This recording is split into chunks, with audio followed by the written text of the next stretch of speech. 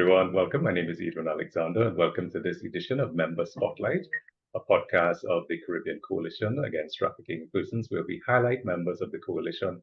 And today I am excited because today we are highlighting ONRTIP, the Office of the National Rapporteur on Trafficking in Persons of Jamaica, which actually is the chair of our leadership committee. With me today is Mrs. Diane Gordon Harrison, and she will introduce herself and tell us a little bit more about her wonderful career. Diane, welcome to Members. Yes, thank you so much. Thank you so much for having me, Adrian. And before getting into my own introduction, let me pay homage to Adrian for the yeoman service that he certainly has been providing to the coalition and to the Caribbean region in his role at Free the Slave. So thanks for having me, Adrian, and it is my pleasure to be here with you and with all our listeners. So as Adrian said, listeners, my name is Diane Gordon Harrison. I'm an attorney at law by profession, and I have the very exciting role of being Jamaica's National Rapporteur on Trafficking in Persons. I'm also the Children's Advocate of Jamaica, but for the purposes of this podcast, I'll focus on my role as National Rapporteur. Now, National Rapporteur, as the name suggests, is the person who observes and reports on Jamaica's human trafficking profile, what our anti-human trafficking initiatives have been, what's working well, so we need to scale up those interventions, where there may be gaps, so we need to make recommendations to plug those gaps, and just generally how we can enhance our thrust to really put an end to the scourge of human trafficking and to insulate Jamaica from the different consequences that flow from anti-human trafficking practices. Now, the Office of the National Rapporteur on Trafficking in Persons, also known as ONRTIP, is the organization that I lead as Jamaica's National Rapporteur on Trafficking in Persons. Thanks so much, Diane. And I've never heard of an office like this across the Caribbean. This is something that is definitely unique to Jamaica. How did ONRTIP come into existence? Okay. So Jamaica has always taken very seriously its commitment under the Palermo Protocol.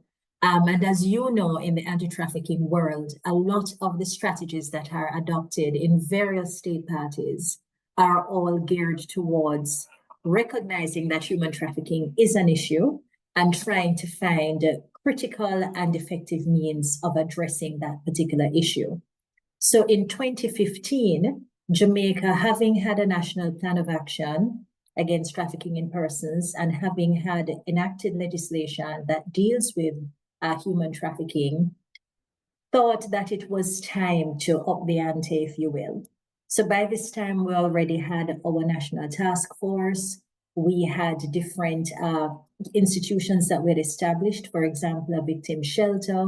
We had established partnerships with NGOs that were working in the anti-human trafficking space as a country. But we thought that we needed to measure what those efforts were actually achieving. And so Cabinet, which of course, you know, is the executive arm of the legislature, decided that they would appoint a national rapporteur that could observe in a very dispassionate and objective way all of the anti-human trafficking strategies that the country had been implementing and were pursuing, and those that were on the books to be implemented. And the thinking behind it was that we needed to have an internal barometer, so to speak, on what these strategies looked like, how effective they were there any gaps, were there any additional approaches that needed to be embraced. And very importantly, which is a part of the work of the rapporteur, is that the recommendations that we make are evidence-based. So it means that the office has a very strong emphasis on research initiatives. So we're looking at human trafficking throughout the region, but also globally, and very importantly, effective strategies from across the world that we can perhaps adapt and dovetail to meet the Jamaican scenario. So with that kind of thought and approach, Cabinet appointed me as the National Rapporteur in 2015, and the office came about in 2016.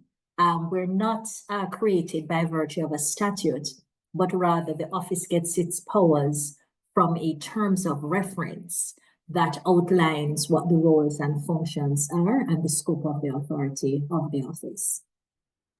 Oh, that's great, Diane. I mean, definitely a unique way of doing it. And I love the fact that you said its work is to be done dispassionately.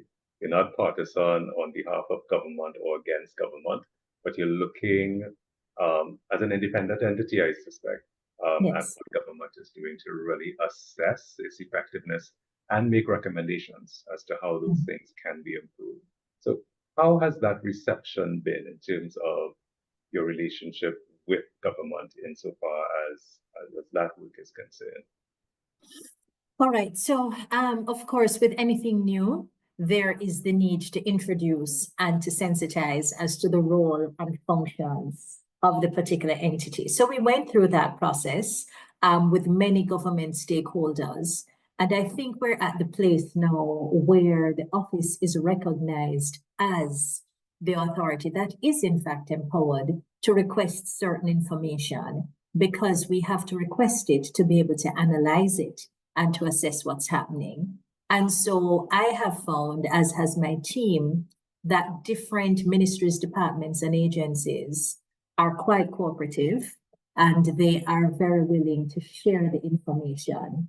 Sometimes the pace, however, at which the information is shared could do with a little bit of an improvement, but certainly there is no kind of resistance that says, oh no, you can't get that or you can't get this. And I think that signals a certain understanding, certainly among stakeholders, about not only what the role of the office is, but the importance of the corporation, because at the end of the day, we're all working hand in hand with improving Jamaica's anti-human trafficking profile, and perhaps even more importantly, the strategies with which we can respond to minimize instances of human trafficking within our shores.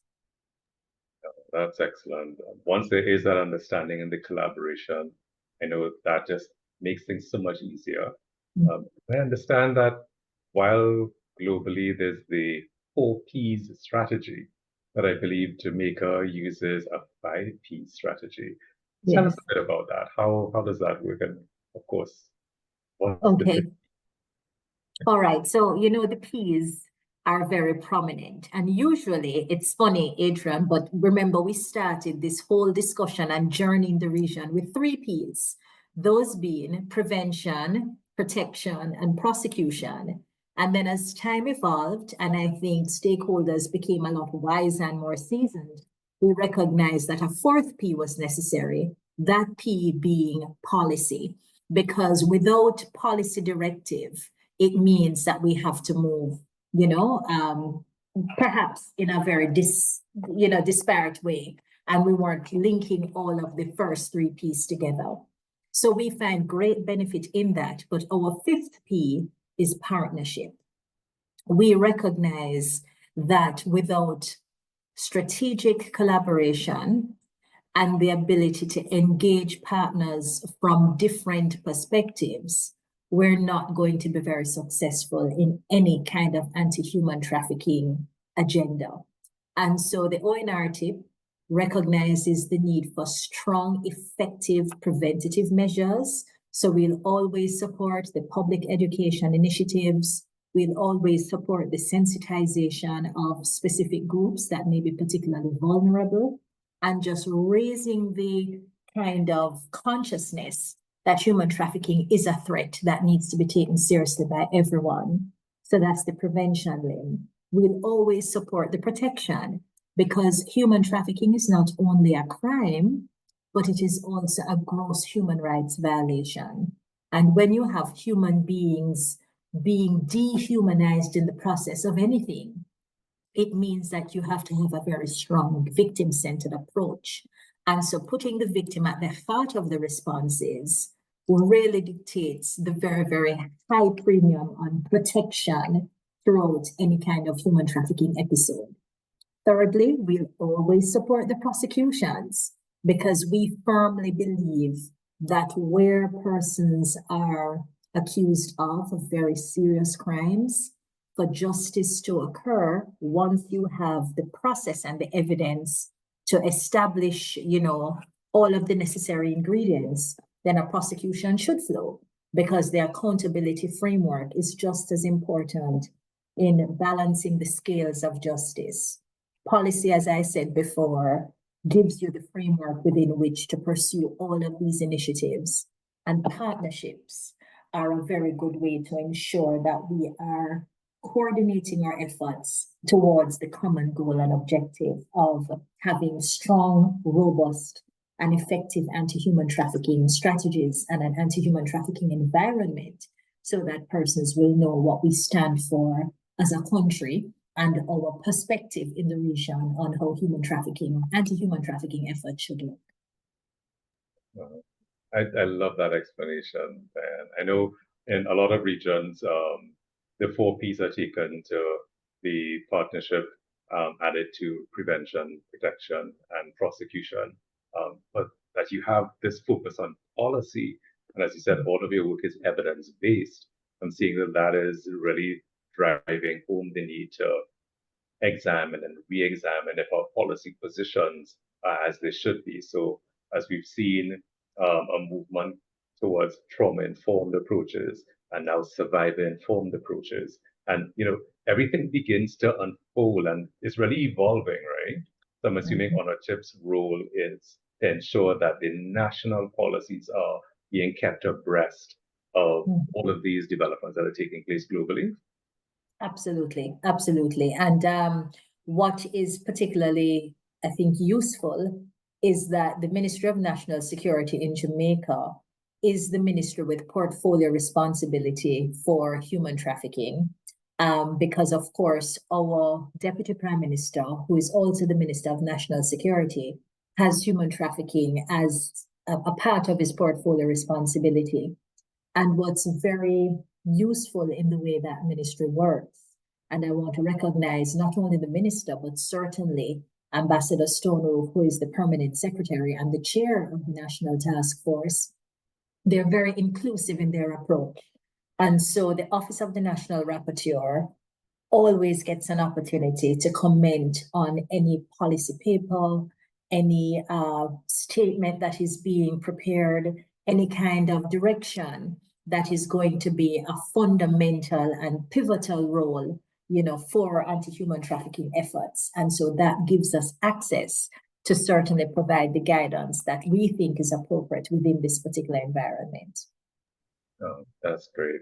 I love the fact that there's no sidelining of your office, because very often it may sound to some people as a type of a watchdog entity, overlooking the work of the Ministry of National Security or law enforcement agencies and other entities. And sometimes people don't like someone looking over their shoulder to assess how well or otherwise they're doing their job. So it's good that there is that inclusiveness that you've mentioned. Yeah. Jamaica is such a lovely country with a lot of innovation, especially in this space.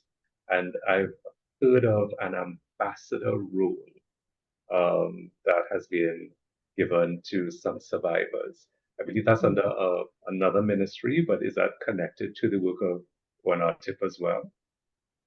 Well, it's funny you mentioned that other ministry, because that other ministry is the Ministry of National Security. And some time ago, it was the Ministry of Justice at the time. So our task force was seated originally in the Ministry of National Security. Then it moved to the Ministry of Justice, and now it's back home to the Ministry of National Security. But when it was under the Ministry of Justice, the then chair of the task force explored the possibility of having a Jamaican who had had a trafficking experience in the United States to really be the ambassador of the task force and to bring a face and visibility to the role that survivors can play in anti-human trafficking work. And that ambassadorship, I think, really put a face to it and made it a lot more real for some persons who were doubting Thomases. And so the task force from time to time, and that ambassadorship is an example of it, uses very creative means of doing aspects of its work. And so that really was a feature of the task force. Sarah, you mentioned you've been in this position now for 10 years, and the office is celebrating its 9th anniversary this year. If you can think of your 5 most outstanding achievements in that period of time, I'm sure there are thousands, but your 5 top achievements, which ones would you think those would be? I'm certain something that happened this year, maybe in the top 5. I'm Right. assuming. Yes.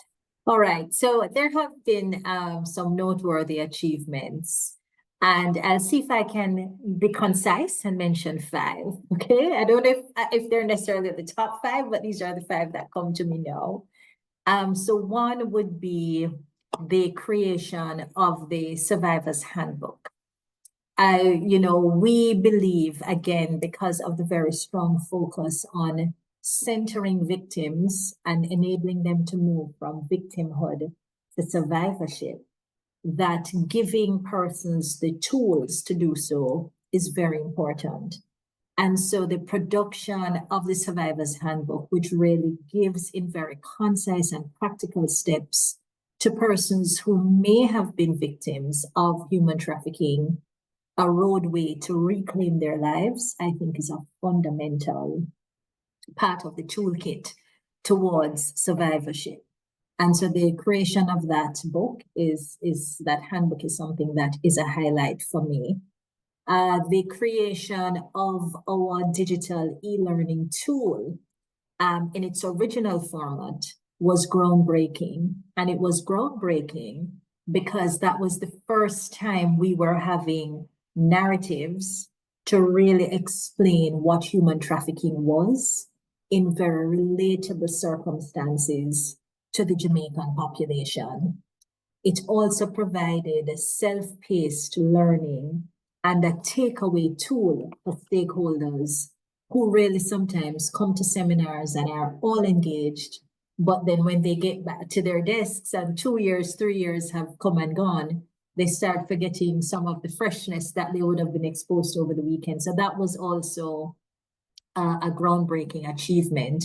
And I mentioned that one ahead of the one that you're referencing, Adrian, because modeled off that original one, it did so well locally that we were approached and asked to collaborate with creating a tool like that for the region, so that it was not just Jamaican, patois, and so on and so forth, but one that was attractive regionally. So that's another big highlight.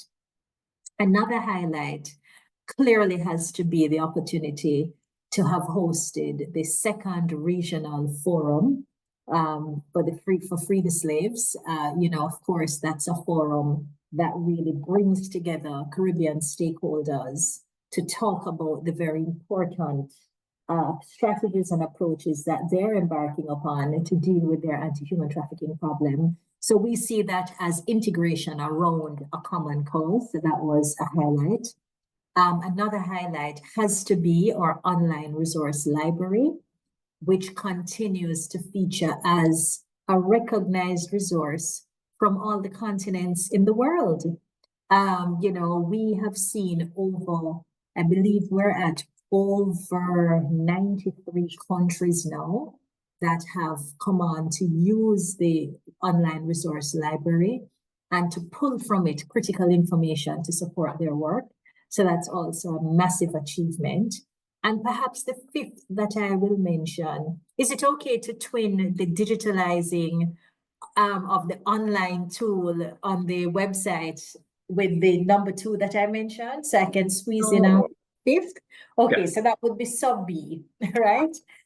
Where we have now upgraded the online tool, the digital tool, to an online resource that is available 24 hours a day, free access, and gives you certification now in having done this particular course. And listeners, if you want to just tune in and check it out, I guarantee it will be worth your while.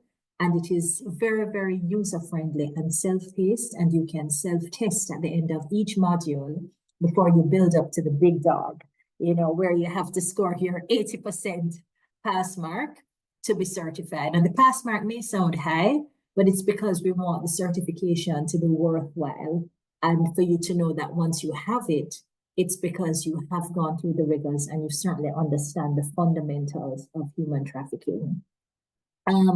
The last one that I'll mention was also our opportunity to contribute to the development of the national referral mechanism in Jamaica. And that, of course, is a mechanism that kicks in when someone suspects that they have identified a possible victim of human trafficking. And it really takes you through the paces of what to do next. Because sometimes, you see a situation and then you're like a deer in headlights, no idea what to do. And so the national referral mechanism holds your hand and takes you through the stages in a way that should make it a lot simpler for both yourself and also more consoling and comforting for the victim. So those are my top 5, Adrian.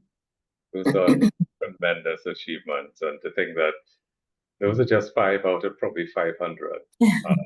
So kudos to the work that you're doing. I know that you have a lot to balance. As you mentioned, you're also the Children's Advocate for Jamaica. You wear multiple other hats, I know, at an international level, and it's a privilege to have you as chair of the Leadership Committee of the Caribbean Coalition Against Trafficking in Persons. My question, I guess, is what next for ONRTIP? So much has been done already. Mm-hmm. So because human trafficking is dynamic, it means it continuously changes. And so the ONRTIP has to continuously evolve so that we keep a pace of those changes and, in fact, perhaps ahead of them in terms of innovative ways to tackle, developing trends and problems that may very well find themselves within our shores.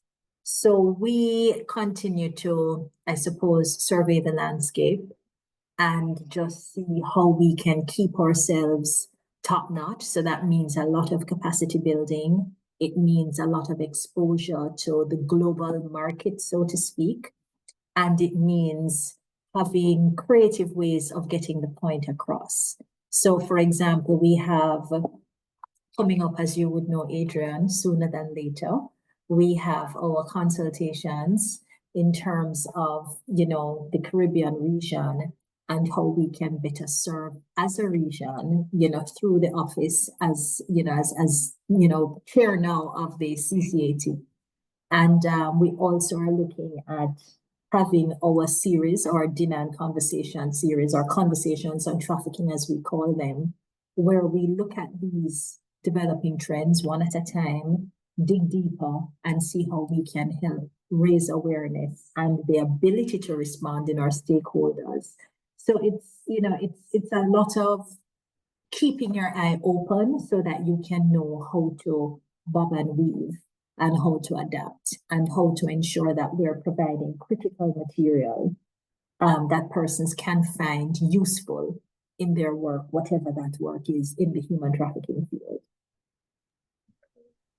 Any special events coming up for the 10th anniversary of ONRTIP next year, Gordon? Let's keep the lid on that, Adrian, because I want to ensure that persons stay tuned to our social media pages, not only for the big announcement, but certainly until then to digest all of the material that we tend to put out in the form of tips, in the form of information about human trafficking, and perhaps most importantly, in the form of empowerment nuggets, I like to call them, so that persons can continue to ensure that they don't become ensnared in any kind of sinister human trafficking activity. So let's keep the lid closed, no sneak peek. We have a couple of months to go, but we will certainly have persons, as they like to say, watch this space. Okay, awesome. And this space is, what would be the website address for ONRTIP for persons who may want to visit the website and perhaps sign up to and do the digital anti-human trafficking course? Okay, so it's onrtip.gov.jm, nice and simple. If you forget any of that, once you go to Google and Google ONRTIP, all contact information comes up, including access to our social media handles. Great. And I know that you do distribute a monthly news bulletin, which I find so extremely informative. Yes. So folks, please visit ONRTIP's website, sign up for their monthly bulletin, and check their socials. They're always posting on Facebook, Instagram, I think, and also on X. Yes. Definitely worth the while. So any parting words, Diane? Because I know you are super busy, so I am privileged to have this opportunity to sit down with you for a few minutes.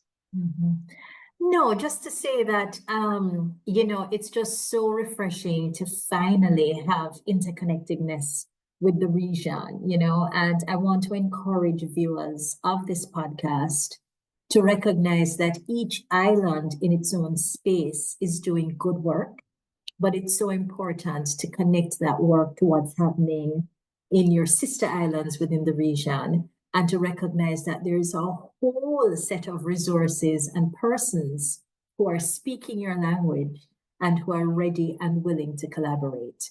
So I think just to say that this podcast, this whole engagement with the Caribbean Coalition is not only refreshing, but I think a game changer in how we'll continue to tackle anti-human trafficking efforts as a cohesive region going forward. Thank you so much, Diane. I really appreciate you, your senior anti-human trafficking officer, Colleen Morris, doing excellent work, keeping things just flowing so beautifully. I know we'll have to have this talk again as things unfold, as new work is developed, and certainly as the plans are gearing up for your 10th anniversary next year, God willing. So I'd love to sit down with you later on in the year and have some more conversations.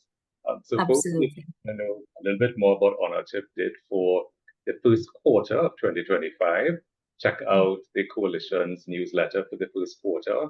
We feature ONRTIP and also some of the other work that they're doing, such as the upcoming consultation on the regional resource hub.